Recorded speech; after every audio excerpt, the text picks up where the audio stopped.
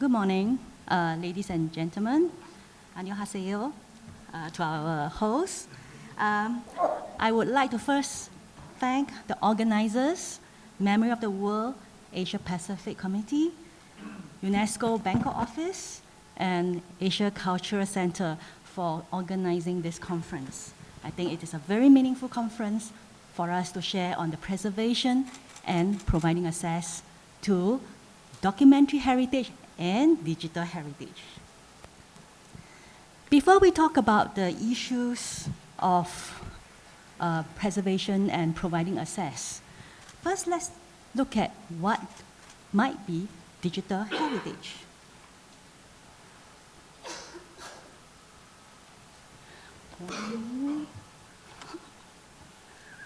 Yes, it works. Okay. So this is very familiar to everyone. The 2015 UNESCO recommendation and definition on documentary heritage, in particular, including digital form. In the past, these single documents are created in physical form, like palm leaf manuscript, paper, books, films. Today, increasingly, the same content, cultural or otherwise, are created in digital form. Hence, the need to expand documentary heritage to include digital heritage. So then, okay. All right. So what is the challenge for all of us who are involved in memory institutions, governments, involved in memory institutions, governments relating to the preservation and provision of access to documentary heritage in the digital form? Firstly, I think all of us know much of the world's documentary heritage, they are now being created digitally. It's at risk of being obsolete because of the format, because of the supporting technology, and of course, because of the carriers. If you remember, maybe 5 to 10 years ago, it is quite common to keep born digital records in physical media like CDs, DVDs. So there was a carrier for digital records in the past. And today, increasingly, you see people tapping on new technologies to provide access to preserve some of our born digital records. These new technologies could be artificial intelligence, blockchain, and the cloud. The question to memory institutions, governments is, do we understand these new technologies enough, adequately, to know what are their implications on preservation and providing future access? In June this year, Singapore organized the Southeast Asia Branch Conference on the International Council on Archives. And we have a prominent speaker, Professor Luciana Durante from the University of British Columbia. She was involved in the Inter-Paris project. And the group actually studied and discussed the issues to overcome in adopting technologies that are not designed around the aspects of the concepts of archival bonds and impartiality. So such studies will give us insights into how new technologies may impact the creation and, of course, the continuous migration and preservation of digital records. So some of the issues that surround artificial intelligence, as shared by Prof. Durante, includes inconclusive evidence, inscrutinable evidence, and of course, transformative effects. And as libraries, archives, and other memory institutions, preservation is one of our core missions. providing access is, of course, the other. Because without access, what is the meaning of preservation? And without preservation, how can we provide access? So memory institutions increasingly will need a growing range of resources to identify and to interact with all these culturally significant digital content. And I don't know whether I'm glad or I'm sad to say none of us can do it alone. So that's why we need everyone through the efforts of international professional organizations as well as UNESCO to work together on this.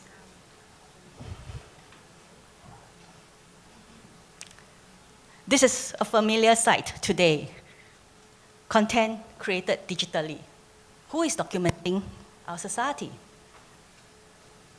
Our collective memory is increasingly becoming more ephemeral.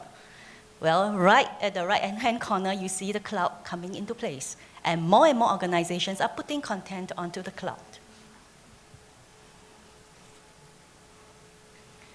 So, we can't talk about collaboration without mentioning about Memory of the World.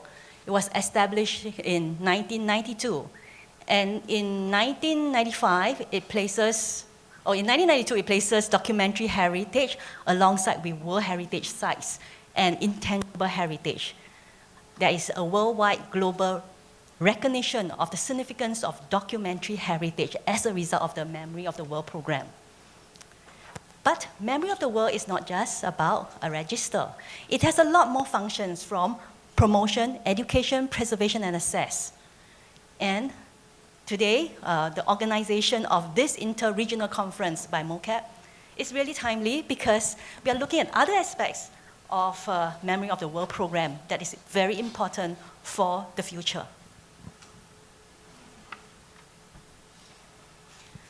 Talking about Memory of the World program, we can't avoid but to talk about previously the subcommittee on technology, which today is called the Preservation Subcommittee under UNESCO, Memory of the World. Soon after the establishment of Memory of the World program, the Subcommittee on Technology was formed in 1995.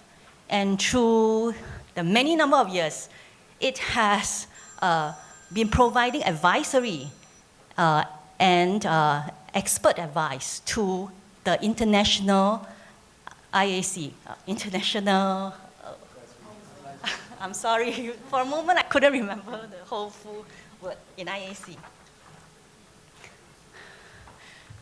So in 2018, UNESCO PERSIST merged with the Subcommittee on Technology to form the Preservation Subcommittee. And I'll talk a little bit more about UNESCO PERSIST after this. Okay, so these are some of the roles and responsibilities of the Preservation Subcommittee. So even before the setup of UNESCO PERSIST, the Subcommittee on Technology has been providing standards and guides in relation to digital heritage, in the sense of providing guidelines on the digitization of documentary heritage. So, and then it also tried to warn the global community about the risks involved in storing digitized and born digital records on digital media that all of us would know as archivists that they are no longer stable, like CDs and DVD-ROMs. Then more recently, it has been conducting awareness workshop about the magnetic tape alert, about the risks to audiovisual heritage on magnetic tapes.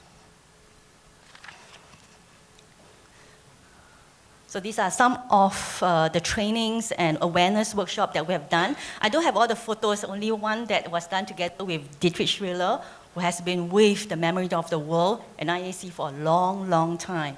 This was done together as a workshop in International Council on Archives. So, unfortunately, Subcommittee on Technology didn't really have much funding. So we are really relying on the graciousness of our own institutions to make our effort in promoting international awareness. And today, a lot of our members are retirees. So this is becoming an increasing challenge for us as well. Okay, so I just talked about the current focus just now. So back to PERSIST. As Dr. Faxon-Bender has said, the Vancouver Declaration in 2012 was seminal in the formation of UNESCO PERSIST program. It is really to open an open door. Okay, the key point is that documentary heritage is an open door to the world's cultural heritage and the diversity that surrounds us. So we need to protect it as well as the physical form of documentary heritage. So UNESCO PERSIST is a memory of the world collaboration together with our very key founding members, International Council on Archives and IFLA, International Federation of Library Associations. Ingrid, I got it correct? So it's a facility for archives, libraries, and other memory institutions to interact with digital cultural heritage in obsolete or inaccessible formats. And I'm giving you the website for UNESCO PERSIST for you to explore more. UNESCO PERSIST also have produced a video talking about format obsolescence, which in a lay person's term, it is on YouTube. And if anybody is interested in using that particular video to promote awareness on the need for digital preservation, we'll be more than happy to share it. So PERSIST's role, there are 3 groups organized under PERSIST. Ingrid chairs one of them, and Robert Buckley and the other, and of course we have Natasha, who took the technology and research portion. So the aim is really to promote dialogue between memory institutions, governments, and industry on digital preservation issues. The content group was the first to get the ball rolling. We launched the guidelines for selection on digital heritage as early as March 2016. And it is now in 8 languages today. And I'll leave Ingrid to give you the details and how you might help to spread the news about the selection guidelines. More recently, we had this collaboration and support of the Digital Preservation Coalition. As Dr. Bender has rightly pointed out, we should all try to work with each one another so as not to duplicate our efforts and to tap on each other's expertise.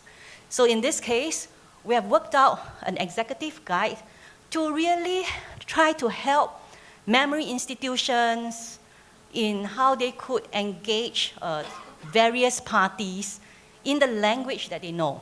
And later there'll be a session on this to give a little bit more detail. And not to forget, we certainly would like to hope to work with other UNESCO initiatives on creating a software platform of obsolete software and help to promote their viability and sustainability over time. This is something still in the making. So all in all, UNESCO PERSIST's objective is to try and build a community for digital documentary heritage. So with that, that's the introduction.